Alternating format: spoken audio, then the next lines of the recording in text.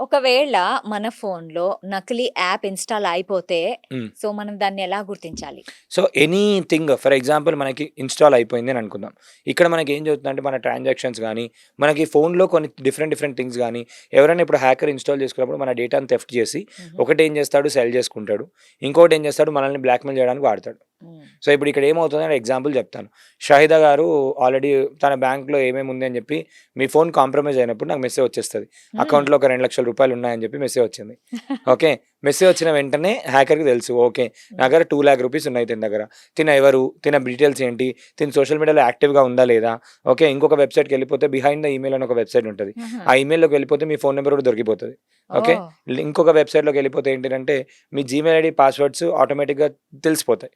కొన్ని వెబ్‌సైట్స్ ఉంటాయి. కొన్ని వెబ్‌సైట్స్‌లోకి వెళ్ళిపోయి మీ జీమెయిల్ చెక్ చేస్తే మీ జీమెయిల్‌తోని haveibeenpawned.com అని ఒక వెబ్‌సైట్ ఉంది. హుహు. అందులోకెళ్ళి ఎవరైనా వాళ్ళ ఈమెయిల్ ఐడీ ఎంటర్ చేస్తే ఏ ఏ డేటాబేస్‌లలో లీక్ అయిందో మన డేటా తెలిసిపోతది. ఈ ఓహ్! వెబ్‌సైట్‌లోకి వెళ్ళిపోయి జస్ట్ మీ ఈమెయిల్ ఐడీ ఎంటర్ చేయండి ఫ్రీగానే. అండ్ పబ్లిక్‌లో అవైలబుల్ ఉంటుంది. ఎవ్రీ టైమ్ మీరు చూస్తూ ఉంటారు. ఏంటి అనంటే ఆ డేటా లీక్ జరిగింది. ఇన్ని కోట్ల డేటా మనకి హ్మ్. మార్కెట్‌లో అవైలబుల్‌కొచ్చింది. హ్మ్. ఇన్ని కోట్ల డేటా వచ్చింది అని చెప్పి అంటుంటారు కదా! అప్పుడు ఏంటనంటే పెద్ద పెద్ద కంపెనీస్‌లలో ఎవరో ఒకరు లీక్ చేయడం గానీ, ఏదో ఒక సైబర్ క్రైమ్ జరిగినప్పుడు గానీ, ఇప్పుడు ఫర్ ఎగ్జాంపుల్ పేటీఎంది చాలా సార్లు లీక్ అయింది. బిగ్ బాస్కెట్‌ది చాలా సార్లు లీక్ అయింది. హ్మ్. ఇప్పుడు మీ జీమెయిల్‌కి పాస్వర్డ్ అండ్ బిగ్ బాస్కెట్‌కి పాస్వర్డ్ సేమ్ పెట్టుకున్నట్టయితే ఆటోమేటిక్‌గా ఏమవుతది ఆ డేటా లీక్‌లో మీ పాస్వర్డ్ దొరికిపోయింది. దొరికిపోయినప్పుడు వీళ్ళేం చేస్తారు ఆటోమేటిక్‌గా మీ ఈమెయిల్స్‌ని చూసేస్తారు. చూసేసి ఎక్కడో ఒకటి ఈమెయిల్స్‌లో కస్టమర్ ఐడీ తెలిసిపోతుంది. ఆన్‌లైన్ ట్రాన్సాక్షన్ చేయడానికి అటెంప్ట్ చేస్తారు. అటెంప్ట్ చేసి కూడా they will take control of it. ఎవరిని మేజర్‌గా టార్గెట్ చేస్తారు అంటే ఫస్ట్ ఎడ్యుకేటెడ్ వాళ్ళని టార్గెట్ చేస్తారు. ఎందుకు ఓకే. చెప్తున్నా చాలామంది ఏమనుకుంటారంటే అన్‌ఎడ్యుకేటెడ్ అనుకుంటారు. ఆ! అన్‌ఎడ్యుకేటెడ్ 30%, ఎడ్యుకేటెడ్ వాళ్ళనే 70%. మీరు చూసినట్టయితే ఎడ్యుకేటెడ్ వాళ్ళు చాలా మోసపోతున్న వాళ్ళు ఎంతోమంది ఉన్నారు. ఓకే. వాళ్ళకేందంటే ఒక అహం ఉంటది. ఏంటి అంటే నాకు అన్నీ తెలుసు అని చెప్పి. హుహు. వాళ్ళే ఏమంటారంటే దే విల్ బికమ్ విక్టిమ్స్ చాలా సార్లు. అండ్ ఇప్పుడు మీరు చూడండి. ఇప్పుడు హ్మ్. రోహిత్ కేస్‌లో కూడా 54,000 ట్రాన్సాక్షన్స్ తర్వాత హ్మ్. హ్మ్. ఒక పర్సన్ ₹5,00,000 ట్రాన్సాక్షన్ లూజ్ అయ్యాడు అని చెప్పి హ్మ్. మే మంత్‌లో కంప్లెయింట్ ఇచ్చాడు. హుహు. ₹5,00,000 ట్రాన్సాక్షన్ లూజ్ అయ్యాడని చెప్పి కంప్లెయింట్ చేస్తే, ఆ ర్యాకెట్ ఎవరు నడిపిస్తున్నారు హ్మ్. అని చెప్పి మొత్తం ఫైండ్ ఔట్ చేస్తే, దాని వెనకాల ఉన్నది ఈ పర్సన్ అని తెలిసింది. హ్మ్. చూడండి లైక్ ఒక మొత్తం పెద్ద నెట్‌వర్క్ లాగా, మాఫియా లాగా 64 క్రోర్స్ ఒక పర్సన్ ఎక్కడి నుండి చేశాడు అనంటే you can just imagine. And మేజర్‌గా చూసుకున్నట్టయితే నార్త్ నుంచి చాలా జరుగుతాయి. నార్త్ నుంచి నార్త్ జరుగుతాయి. నుంచి ఎందుకు చాలా రీజన్ జరుగుతాయి. ఏంటి? అక్కడ ఇప్పుడు ఒక చిన్న విషయం చెప్తాను. దీనిలో ఒక కాన్సెప్ట్ ఉంటుంది. ఏంటి అనంటే ఒక మనీ ట్రాన్స్‌ఫర్ ఎట్లా జరుగుతుందో కూడా చెప్తాను. హుహు. సో, ఇప్పుడు నార్త్, బీహార్ ఇట్లాంటి ప్లేసెస్‌లలో డిఫరెంట్ ఐపీ అడ్రెస్‌తోని వాళ్ళ దగ్గర కొంచెం ఎక్విప్‌మెంట్ గూడా ఉంటుంది. And apart from thought network గాని ఎక్కడో మారుమూల గ్రామంలలో ఫేక్ సిమ్స్ తీసుకొని మీ పేరు పైన ఉన్నా గూడా అది వేరే వాళ్ళు ఎవరెవరో ఆపరేట్ చేస్తారు. ఓకే. సో, ఎవరెవరో ఆపరేట్ చేసి అక్కడి నుంచి తీసుకొనొస్తారనమాట. మనకు గూడా తెలియకుండా మనకెప్పుడో ముందు ఇప్పుడంటే ఈకేవైసీ వచ్చింది. హ్మ్. దానికన్నా ముందు మొబైల్ షాప్‌లో ఏంటినంటే కొన్ని మొబైల్ షాప్స్‌లలో జిరాక్స్ తీసేస్తుండే మనం. హుహు. జిరాక్స్ తీసినప్పుడు మన పేరు పైన 10, 12 సిమ్స్ గూడా తీసుకుంటుండే. ఓకే. సో, తీసుకొని అలా ఫేక్ సిమ్స్ ఎప్పటినుంచో వాళ్ళు మెయింటైన్ చేస్తూ ఉండేవాళ్ళు. ఓకే. సో, ఇప్పుడు ఎనీ టైమ్ ఇట్లాంటిదేదైనా సైబర్ ఫ్రాడ్ గాని ఏదైనా హ్మ్. జరిగినప్పుడు చెప్తాను. హ్మ్. జనరల్‌గా ఇప్పుడొక ఓల్డ్ పీపుల్ వాళ్ళకి జనరల్‌గా జరుగుతది. ఓకే. నేనొక విక్టిమ్‌ని కలిసాను. ఆల్‌మోస్ట్ ఒక 23,00,000 పోగొట్టుకున్నారు. 23,00,000 సైబర్ క్రైమ్‌లో పోగొట్టుకున్నారు. హుహు. ఏంటి అనంటే తను ఎఫ్‌డీస్ కూడా బ్రేక్ చేసి, ఓహ్! మొత్తం వాళ్ళ పిల్లలకి కూడా చెప్పకుండా హ్మ్. అన్ని అమౌంట్ తను ఇచ్చేసారు. మొత్తం సేవింగ్స్. మొత్తం సేవింగ్స్ అన్ని కూడా ఇచ్చేసారు. ఎంత భయపెట్టారు అంటే, మేము పోలీస్ డిపార్ట్‌మెంట్ నుంచి మాట్లాడుతున్నాం. ఇదేంటి అనంటే డిజిటల్ అరెస్ట్ కాన్సెప్ట్. ఆహా! అసలు డిజిటల్ అరెస్ట్ అనే కాన్సెప్టే లేదు. అవునా? సో, అసలు డిజిటల్ అరెస్ట్ అనే కాన్సెప్టే లేదు. వీడియో కాల్‌లో పోలీస్ ఆఫీసర్ లాగా మాట్లాడి, మీరిట్లా కేస్ అయింది. ఇట్లా డ్రగ్స్ కేస్‌లో మీరు ఇరుక్కొనున్నారు. ఒకవేళ అలా ఎవరన్నా మేము పోలీస్ ఆఫీసర్‌లము అని అంటే నెక్స్ట్ ఏం చేయాలి? వెంటనే 1930కి కంప్లెయింట్ చేసేయాలి. 1930కి సైబర్ క్రైమ్ కంప్లెయింట్ హెల్ప్ చేయాలి. Line number. హ్మ్. 1930 కంప్లెయింట్ చేయాలి. ఫస్ట్ వాళ్ళని ఏంటి అనంటే ఎనీ టైమ్ క్రైమ్ జరిగినప్పుడు ఇక్కడ ఏ దాని పైన డిపెండ్ అయి ఉంటదంటే, మన రెస్పాన్స్ పైన డిపెండ్ అయి ఉంటుంది. అచ్చా! ఓకే. హ్మ్.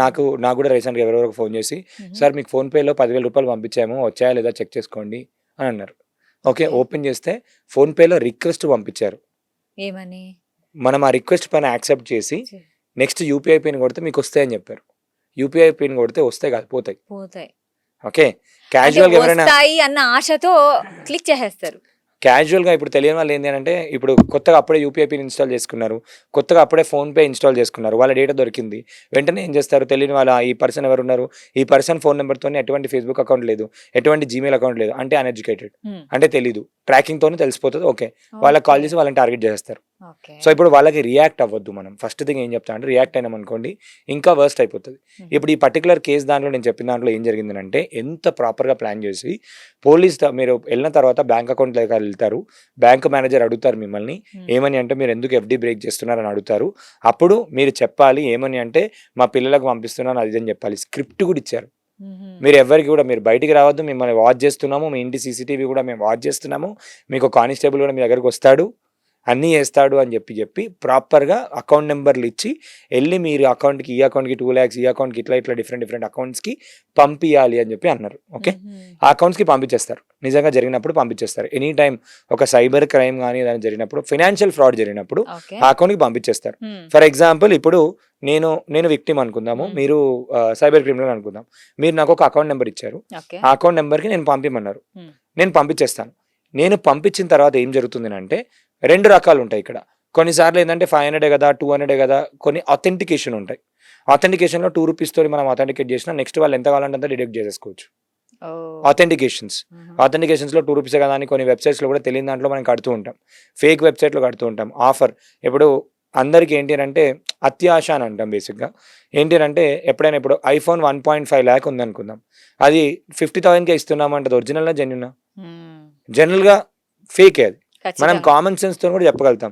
కానీ ఏమో మా ఫ్రెండ్ కొనుక్కున్నాడు, ఇట్లాంటి దాంట్లో ఏం చేస్తారు కావాలని ఒక 10 మందికి ఫస్ట్ ఒరిజినల్ ఇచ్చేస్తారు.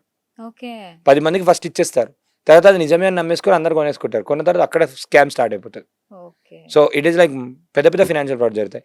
అయితే ఇక్కడ ఏం జరుగుతుంది, ఇప్పుడు ఇంతకుముందు మన కేసు సినారియోలో మాట్లాడుకుంటున్నప్పుడు నేను అక్కడికి పంపించాను కదా డబ్బులు, ఈ డబ్బుల్ని ఆల్మోస్ట్ ఒక 40-50 అకౌంట్స్ తర్వాత మీకు వస్తాయి. ఆ డబ్బులు ఉంది, ఫర్ ఎగ్జాంపుల్ ఇక్కడ నుంచి నేను ₹1,00,000 నేను పంపించేసాను అనుకుందాం. ఆ ₹1,00,000 మీకు అకౌంట్లోకి రావడానికి మధ్యలో ఒక 40-50 అకౌంట్స్ ఉంటాయి. దీన్ని మ్యూల్ అకౌంట్స్ అంటారు. ఈ మ్యూల్ అకౌంట్స్ అంటే ఏంటి అంటే ఒక ఫర్ ఎగ్జాంపుల్ ఏంటంటే నార్మల్గా తాపీ మేస్త్రి ఇట్లాంటి వర్క్ చేస్తున్న వాళ్ళు ఉంటారు కదా, వాళ్ళ అకౌంట్స్ని రెంట్కి తీసుకుంటారు. రెంట్కి తీసుకొని ఒక దగ్గర నుంచి ఒక డబ్బులు వచ్చినాయంటే ఒక స్టేట్ నుంచి ఇంకో స్టేట్, ఇంకో స్టేట్ నుంచి ఇంకో స్టేట్, అన్ని స్టేట్స్ నుంచి వెళ్ళిపోయి మళ్ళీ ఎక్కడి నుంచి దుబాయ్ క్రిప్టోగా మార్చేసి దుబాయ్ అట్లాంటి కంట్రీస్కి పంపించేస్తారు. So this is a very big chain of network, mule accounts అని అంటారు. సో ఇలా మారిపోతూ ఉంటుంది. ఇప్పుడు మీరు ఇమాజిన్ చేసుకోండి, మీరే వెళ్ళి తెలంగాణ గవర్నమెంట్లో తెలంగాణ పోలీస్కి మీరు కంప్లైంట్ ఇచ్చారు. ఏమని అంటే నేను ఇలా ₹1,00,000 పంపించేశానండి అని చెప్పి కంప్లైంట్ ఇచ్చారు. కంప్లైంట్ ఇచ్చేస్తే ఆ అకౌంట్ నుంచి ఇంకొక అకౌంట్ నుంచి ఇంకోటి, వేరే గవర్నమెంట్స్ అన్ని ఇన్వాల్వ్ అయి ఉన్నాయి. డిఫరెంట్ గవర్నమెంట్స్ అన్ని ఇన్వాల్వ్ అయినప్పుడు అవి రావు.